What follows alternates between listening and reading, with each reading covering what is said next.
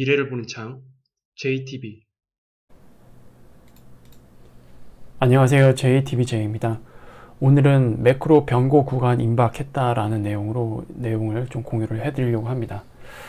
일단 여기서 말하는 매크로 변곡은 금리 인하와 관련된 내용이고요. 그리고 제가 저번에 말씀드렸다시피 지금 미국 정부가 금리 인하 환경을 만들기 위한 지표 마사지에 들어간 것 같다라고 말씀을 드려서 그와 관련된 내용을 공유를 해드렸는데, 어떻게 보면 이제 그 내용이랑 오늘 좀 이어질 수도 있을 것 같습니다. 일단 2분기는 그래서 여러분들이 어떻게 보시면 되냐면, 2분기는 정부의 물가 관리 구간이다, 이렇게 이해를 하시면 될 것 같아요. 그리고 어제 PPI가 먼저 발표가 됐죠. 일단 PPI는 전월 대비로만 보면은 굉장히 좀 충격적으로 나왔는데, 요거는 조금 잘못된 겁니다. 왜냐하면은 전월치가 대폭 수정이 돼 버렸어요. 원래 전월치가 위에 있는 게 헤드라인이고요, 밑에 있는 게 코어거든요. 헤드라인과 코어 모두 전월치가 원래 0.2였습니다. 근데 이게 마이너스 0.1로 대폭 수정이 된 거거든요. 그러면 0.3이 내려간 거잖아요. 0.에서 마이너스 0.1로 내려간 거니까. 그러면 실제로 만약에 수정이 안 됐다라고 치면은 이번에는 코어 PPI 같은 경우는 0.2, 그리고 헤드라인도 0.2였겠죠. 근데 전월치가 수정되다 보니까 이게 이렇게 나온 겁니다.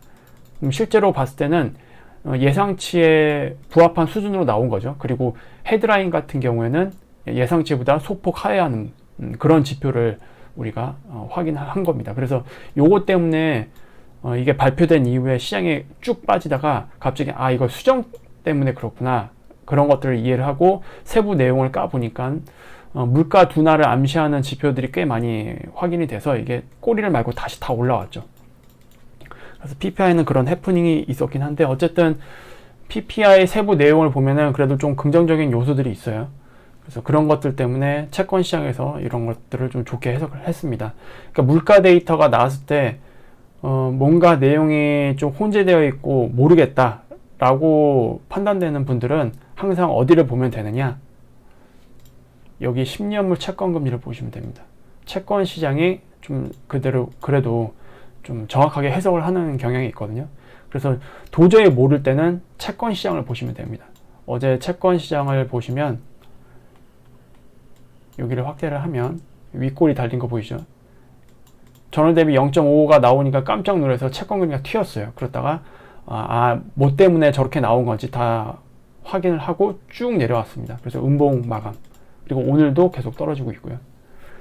그래서 지금 10년물 채권 금리를 보면은 중요하게 보는 4.5 라인, 요 라인. 이제 여기 라인이 약간 저항이 되고 있는 그런 모습입니다. 그리고 만약에 오늘 CPI가 좀 좋게 나온다 그러면은 이제 이 저점을 깨고 내려갈 겁니다. 그러면 아예 추세가 밑으로 그냥 돌려지거든요. 그러면 채권 시장의 금리 수준도 다시 안정을 찾을 거예요. 이렇게 되면은 달러 인덱스도 내려올 수밖에 없고, 우리나라 환율도 여기서는 이제 안정권으로 들어갈 가능성이 높거든요.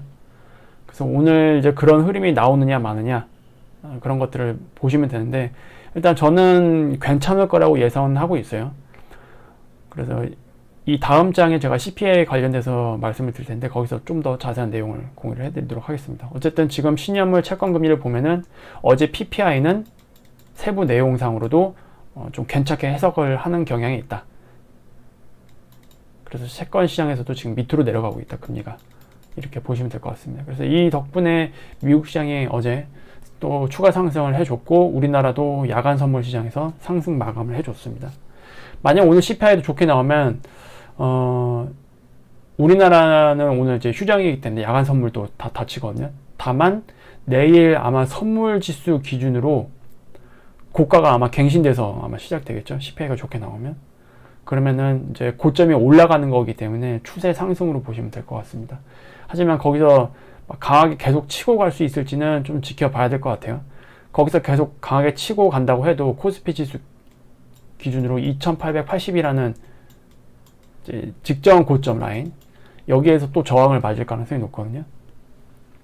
그래서 여기에서는 또 다시 숨고르기가 나올 수 있다. 그냥 그렇게 이해를 하시면 될 것 같습니다. 왜냐하면은 이제 5월 말에 22일인가요? 엔비디아 실적 발표가 있잖아요. 그거를 앞두고 또 다시 숨고르기 하는 모습이 나올 가능성이 높기 때문에.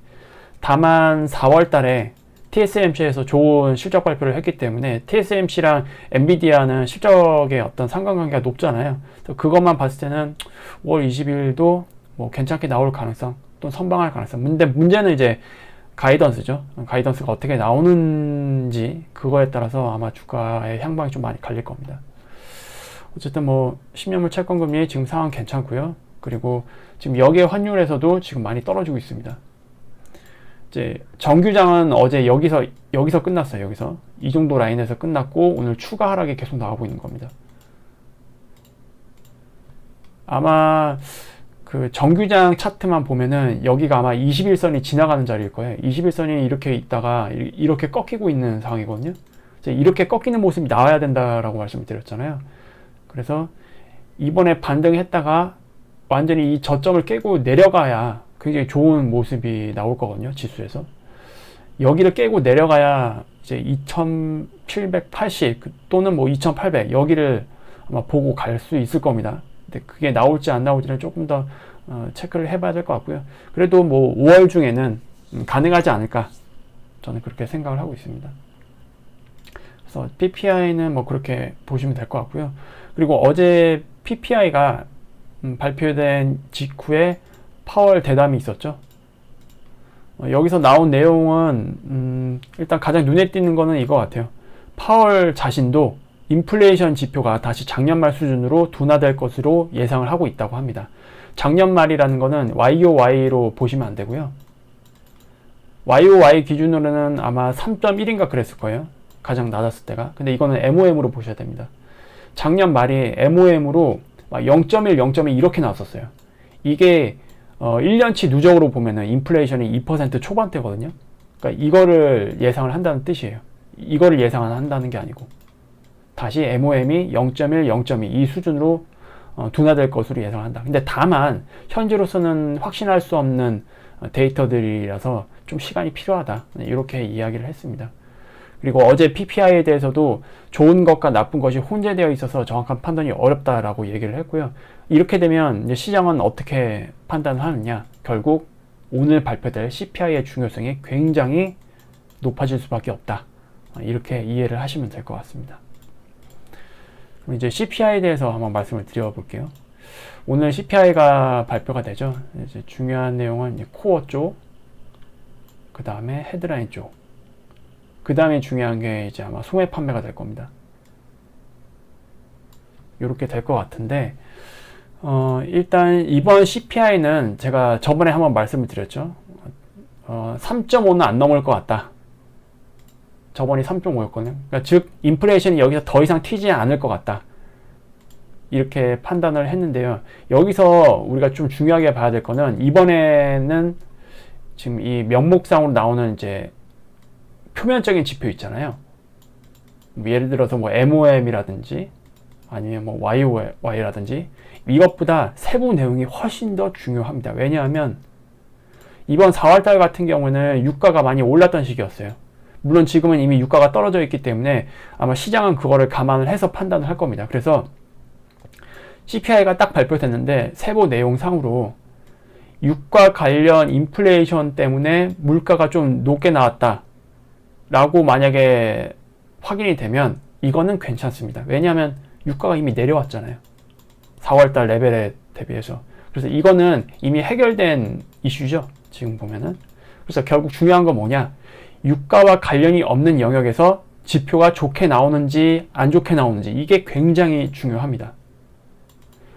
만약 이번에 예를 들어서 이거 헤드라인 쪽을 볼게요. 여기가 이제 유가랑 좀 관련이 되어 있을 테니까 헤드라인 쪽에서 이번에 예상치에 부합하는 수준 MOM은 0.4 그 다음에 YOY 기준으로는 3.4 나왔다고 칩시다. 원래 이렇게만 나오면 시장이 그냥 뜨뜻미지근하게 반응할 가능성이 높거든요. 그런데 세부 내용상으로 유가 관련된 내용 때문에 이렇게 나왔고 유가와 관련이 없는 영역에서 지표가 좀 좋게 나왔다. 연준이 바라는 방향으로 나왔다. 그러면은 예상치에 부합하더라도 시장은 굉장히 좋게 받아들일 겁니다.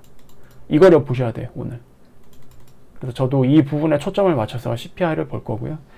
여기서 만약에 예상치에 부합했지만 유가와 관련이 없는 영역에서 지표가 좀 좋게 나왔다. 그러면은 우리나라 같은 경우는 내일 좀 꽤 강하게 올라갈 수도 있습니다. 특히 코스닥에서. 왜냐면 금리에 민감한 게 그래도 지금 코스닥 쪽이거든요. 그래서 이런 것들을 참고해서 여러분들이 보시면 될 것 같아요. 그리고 이제 유럽 쪽에서 금리 인하 소식이 이제 서서히 나오고 있죠. 아마 다음 달에서는 영국에서 먼저 금리 인하를 하겠다라고 얘기를 했는데, 그것 때문에 유럽은 증시가 최고가 경신을 한 상태입니다. 그러니까 이거를 보면은 미리 보는 피날레라고 볼 수 있죠. 왜냐하면 지금 글로벌 증시 관점에서 봤을 때는 이게 남았잖아요. 즉 지금 금리 인하가 이제 목전에 다가오게 되면은 이제 그런 것들이 어느 정도 좀 확신할 수 있는 그런 데이터들이 이제 나오게 되는 단계까지 가잖아요. 그러면은 증시가 꽤 좀 강하게 올라갈 수 있습니다. 그것까지 여러분들이 감안을 해서 올해 남은 플랜을 짜시면 될 것 같아요. 그래서 유럽에서도 보여줬듯이 아마 미국에서 금리 인하가 거의 확실시 되는 그런 분위기로 넘어가게 되면은 그때는 이머징 시장도 마찬가지로 굉장히 좀 강하게 시장이 올라갈 가능성이 높다. 그게 아마 마지막 피날레일 가능성이 높다. 이렇게 생각을 저는 하고 있습니다. 그래서 오늘은 이렇게 마무리 짓도록 하겠고요. 다음에 더 좋은 영상으로 찾아뵙도록 하겠습니다. 감사합니다.